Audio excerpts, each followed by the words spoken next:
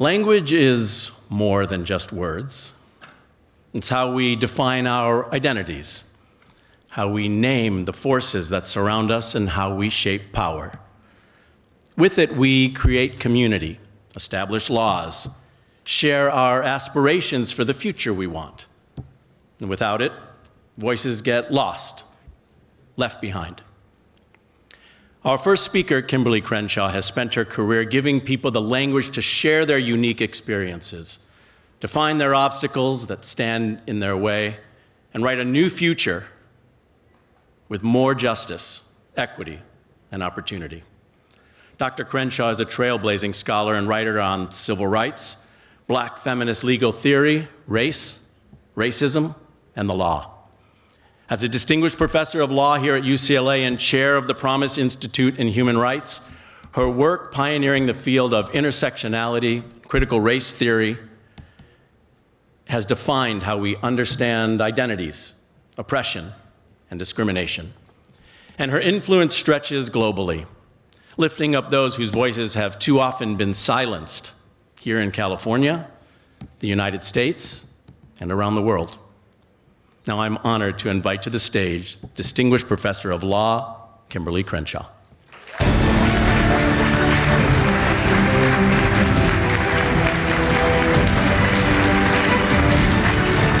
Thank you. When I was 6, my dream was to play Thorn Rosa, the lead role in a children's musical game that we would play in my newly integrated kindergarten in Canton, Ohio. It was the mid-1960s, and struggles were erupting everywhere about whether Black people would ever secure equal protection under the law, whether Black children could ever access equitable education, and whether racial injustice was possible to be overcome in America. But the most urgent question on my agenda was when I would get to play Thorn Rosa. The Thorn Rosa performance was the highlight of our day, a mashup of Cinderella, Snow White, Rapunzel. The sing-song play included the usual cast of characters: a fairy godmother, a wicked witch, a king and a queen, a handsome prince, extras like horses, pigs, and mice, and of course, the star of the show, the beautiful, the beloved Thorn Rosa. So naturally, every little girl waited for her chance to play Thorn Rosa. So when our teacher asked, "Who's gonna be Thorn Rosa today?" my hand always shot straight up. Despite my enthusiasm, though, every time my teacher passed over me. So I set out to impress her with my dramatic skills. So as the horse, I neighed aplenty. As the mouse, I squeaked and I scurried about. As the witch, I was apparently so convincingly menacing that I won repeat performances in that role.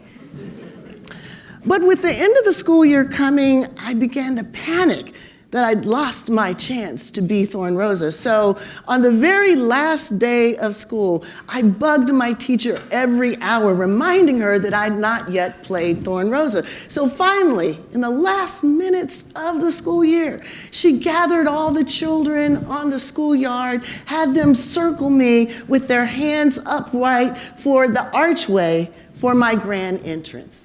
So just as the chorus got to the point where I was about to assume the throne, the bell rang. And suddenly all of my classmates broke for summer break, leaving me with a heartbreak. My agony sent piercing wails across the schoolyard that summoned my older brother Mantle to confront whoever it was who had given his baby sister the beat down. Try as he might, he could only make out the name Thorn Rosa through my tears. "Who is this Thorn Rosa?" my brother demanded. "Who are her people? Where do they live?" he asked my friends before setting out to find the Rosa family. With my tears still flowing and the back of my wrist dramatically pressed to my forehead, I put one foot in front of the other, leading a slow, solemn procession of my friends on the way home, repeating the name Thorn Rosa as a coda to my sobs. Throwing myself on my bed, my parents fared no better in understanding what had happened. I didn't have the words to convey what had become my rude awakening, that my girlness was so deficient that I couldn't even be a make-believe princess. Eventually, a call to my teacher revealed what had happened. What stands out for me most is not what my parents said to me, but what they didn't say. They didn't say, "Stop this crying, Kim. The world isn't fair. Get used to it." Nor did they give me some children's version of feminism, as in, why would you want to be trapped in that sexist pedestal as a cage fairy tale anyway? Or as race-conscious parents of the 60s, they might have scoffed at the racial requirement of being a fairy tale princess.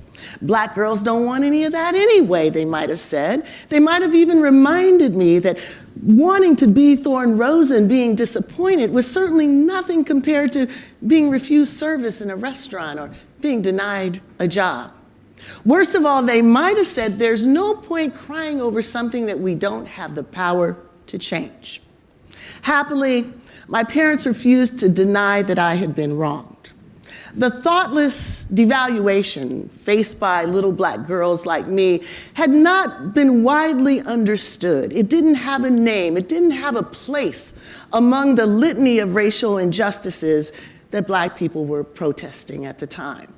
It was a wound without a salve, one inflicted in the shadows. I caught frequent glimpses of this shadow over time.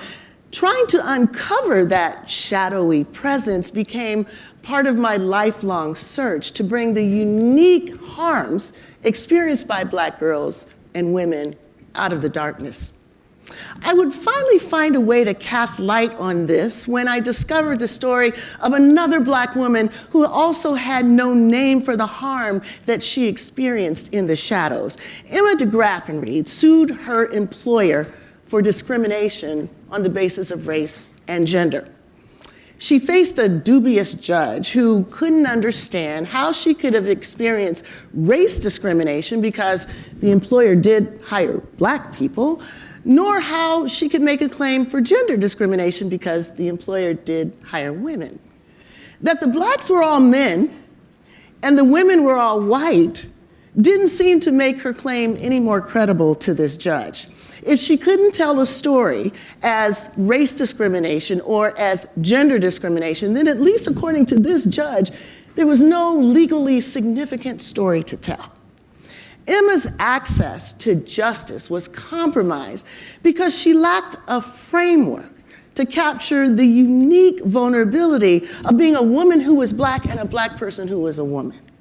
This absence, by now, was familiar to me.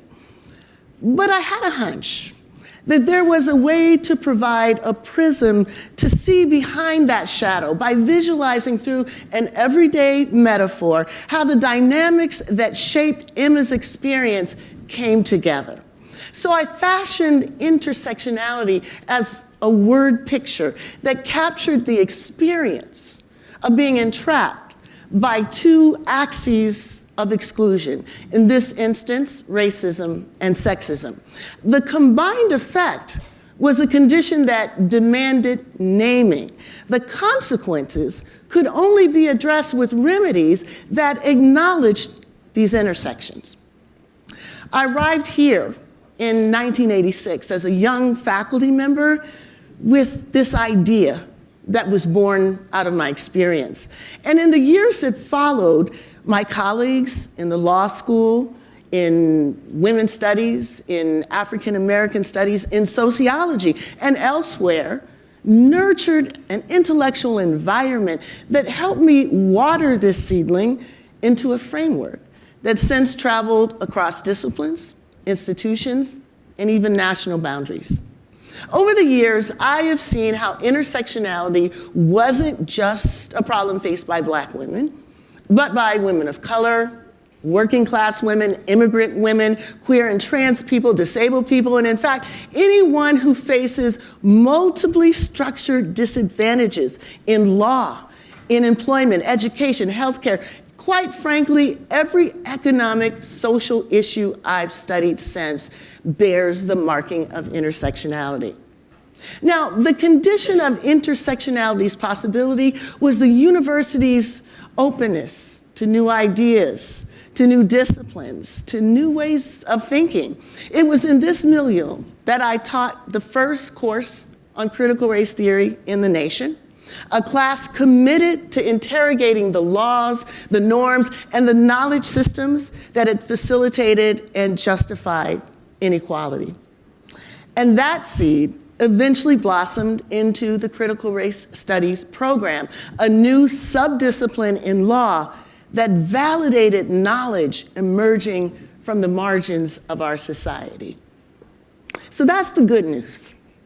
The bad news is that the openness to new ideas that we celebrate here at UCLA is not a universal value, nor is the idea that knowledge will continue to advance. That's not guaranteed. Reform inevitably produces retrenchment. And sometimes that retrenchment is more enduring than the reforms that preceded it. Consider, for example, that Reconstruction lasted a little over a decade, but it was followed by 7 decades of tyranny. Or that 3 months of racial reckoning in 2020, the largest political mobilization in American history, has been followed by 5 years of backlash. Now, words used by millions of people to tell stories about social injustice are being targeted and censored. What started as a ban on a few words, critical race theory, that was one of them, has now exploded into dozens of words and concepts that have been censored in governmental websites, reports, policies.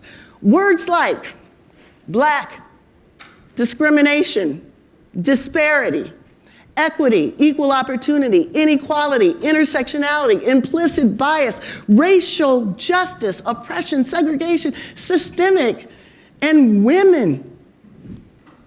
So I ask you, how do we possibly learn from our past or understand our present should these concepts be purged from our work? How can we tell the story of the Trail of Tears, women's suffrage, the Tulsa race massacre, Japanese internment, redlining, Brown versus Board of Education, the Montgomery bus boycott, the killing of George Floyd and Breonna Taylor without these words? How can we possibly sustain the capacity to address our social problems without the ability to name them, acknowledge them, and historicize them? The coordinated effort to render certain ideas literally unspeakable not only undermines our democracy, but robs us of the capacity to name and historicize our current realities. And there is a point to this. What can't be named can't be seen. What can't be seen can't be addressed. It's like trying to form sentences without grammar and illiteracy without words. Maybe that's the point. There are no problems that warrant resolution, but only words that indoctrinate us into thinking that there are. Could it be that the desire to silence our ideas reflects the recognition that these ideas make a difference? And then there are those who say the purging of words is inconsequential because the underlying realities can be described in other ways. But at some point, we can't keep searching for synonyms when the entire dictionary is being thrown out of the window. When we acquiesce to eliminating words because some have tried to redefine or misconstrue their meaning, we allow raw power rather than the pursuit of knowledge to dictate the content of our courses.